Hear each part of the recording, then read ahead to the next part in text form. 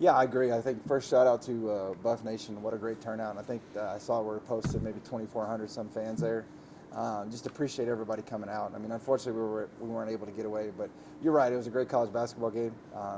Two heavyweights going at each other, just trading blows for blows the entire game. You go back and watch the film. We made several mistakes that I know. It's just a lot of little things that we see as coaches that we know we got to clean up. Some, defensively opening your hips to a kid, giving her an open drive when we don't usually do that. Offensive rebound, giving up too many when we haven't given up that many offensive rebound. Not finishing some of our layups that we've, you just go back and you see some of those little things that we've got to clean up and get better from, because you do that against a great team, and we've been telling our kids that if you do some of those things against a really, really good team, you're going to come out with a loss, and unfortunately, that's what happened on Saturday. I feel like you said, it's kind of back and forth, and the girls really never wavered. And I'm thinking of the end of that game. Taylor gets fouled on the layup and makes the free throw. They get to shoot controversial free throws, and then she comes right back down and hits the overtime shot.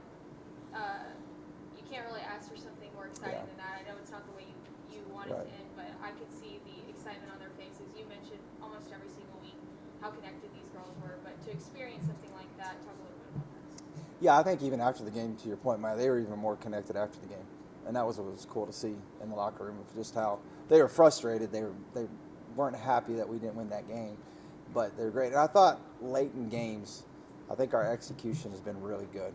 And these kids, people ask me all the time, and do you have special situations that you work on? We do, but at the same time, like, the one thing about me is I don't draw up anything new at the end of the game. Like, even that last play that we ran there, if you remember back at Eastern, that was the same play we ran. I ran the same play, except for this time I told Taylor, because it was, Henley's the one that made the pass back to Carly, and then she drove. Well, I told Taylor, I said, they're not going to let Carly catch the ball back. We're just using this as a decoy. You're going to have to go. Which 100% guy said, Taylor, I told the coaches, like, she'll get a shot off.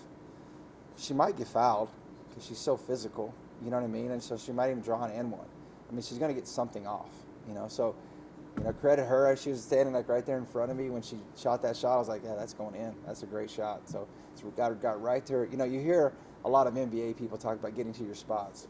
That's what I really encourage our kids. Get to your spot. So she gets to her spot, makes that. And if you look at the overtime, where we get down 7, where Kylie hits that 3, and we get an and 1 or something, we get down to 4, and then we get a quick turnover, and Claire is one of the best mid-range players in our league.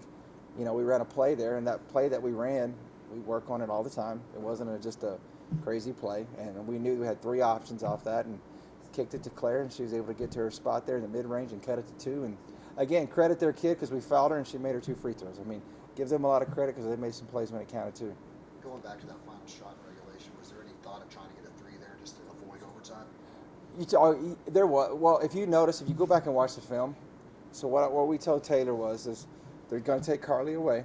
We put Claire in the corner over here, just in case they all just ran to Carly. You can kick it right to Claire, and Claire has an open 3 there. But we put Kylie Kane over there in the corner, and like you look at her percentages in the corners, it's really high. Like I think she's almost above 50% hitting that 3-point shot. So we stuck her in the corner, and I knew when she drove that her girl's not going to help off on her. So Taylor's going to have almost a one-on-one there to finish that basket, which I like my odds there. So there was, because like I told Taylor, if you see a step, kick it to her, because Kyla can catch and shoot as quick as anybody. And if you look at the overtime, it's just kind of how things happen. We get a stop, they get a stop, right? Then we get a chance to the basket at the other end. Taylor misses a open 17-footer. She's hit that the entire game, And then we get another stop. We come down. We hit Kylie Kane in the corner for an open 3. That's above 50% shot for her. I'll take that every day. Skips off the rim. They come down on the next play. It's a loose ball. So we get out of kilter. We get out of position. They get it. Kick it to the top to the kid, Kleinehans, who was open there at the top of the key. Hits a 3. I mean, that's just unfortunately the way the ball bounces sometimes. It just didn't bounce our way that day.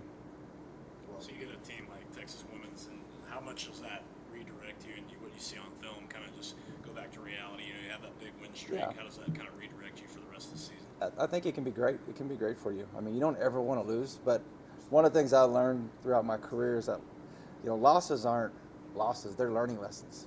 That's exactly what this is for us. This is a learning lesson for us. We're going to go back. We're going to watch the film today. We're going to learn.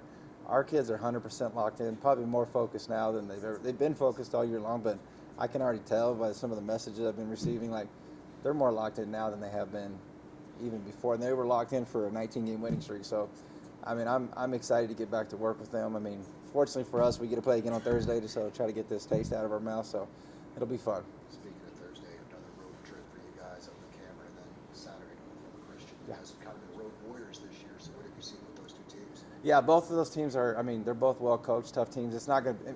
You go on the road anywhere. I mean, I know the other coaches can testify this too. In any sport, it's not easy. Like you got to be able to be prepared, and our kids will be ready for it.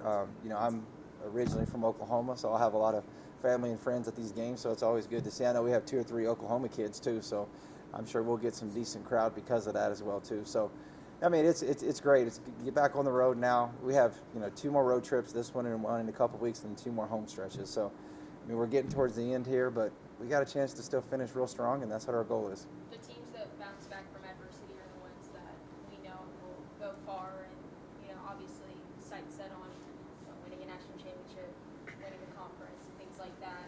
You kind of said this could be something really positive for your team to face this adversity. It's when you're won 19 games, you're expecting to come out with a win. But with that being said, now that kind of DJ touched on as well, knowing you have these 2 huge road games, how do you kind of keep them centered on the task at hand, which is these next 2 games and bouncing back? Absolutely, that's a great point. Like I think you think back to my first year. I don't know if y'all remember this or not, but we went to play a St. Mary's team. I believe at the time they were like 2-20, something like that. weren't great, but we go there and lose, and it was like oh my gosh. But I think that loss is what propelled us the rest of the way. We came back home and beat International and Kingsville in our last 2 home games. And then we turn around the conference tournament, win those 3 games, host the regional, win the next 3 games. So sometimes these things, they really, refocus you and get you back. So I think these kids will really respond this week to being ready because they know how important these games are.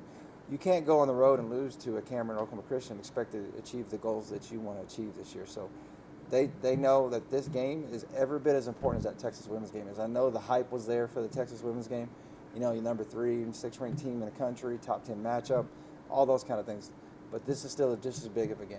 You have to go there and take care of business. You got to still be detail oriented and do the things that you're going to do to go get this win.